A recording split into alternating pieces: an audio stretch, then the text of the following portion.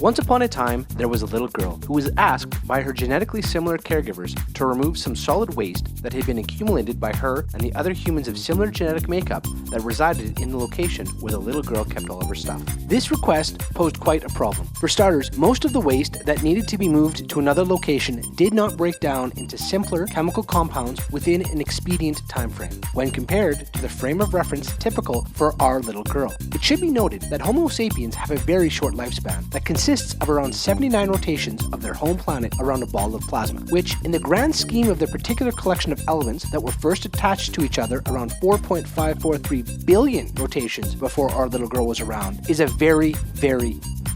short amount of time. In comparison, some of the waste would take around 100 or 200 rotations to break down, which is a long time for the little girl's 79 possible rotations, but not a lot compared to the 4.543 billion rotations her planet had been around. Looking at the collection of disregarded waste got the little girl thinking about how short of a life she was given. The DNA in her body would eventually turn against her, causing her face to wrinkle, her eyes to go blind, her hearing to be lost, and her bones to become brittle.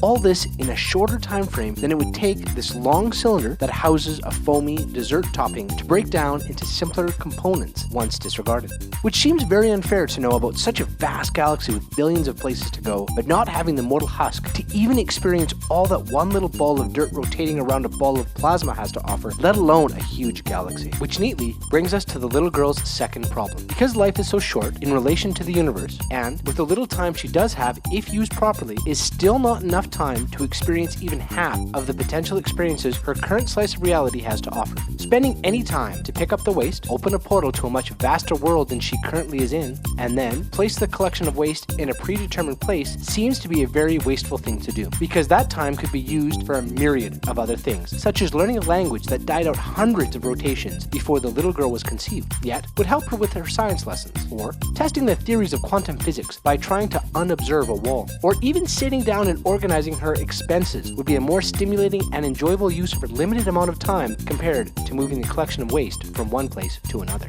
The first problem the little girl had to deal with, the time it takes the waste to break down into a material to facilitate the circle of life, while tricky, was not insurmountable. She would use a combination of scapegoating, ignorance, and grand timescale to deal with the first problem, leaving her with only one real problem. And that problem could be seen as one of the most difficult problems that face the group of self-aware primates, doing a task that the doer does not want to do.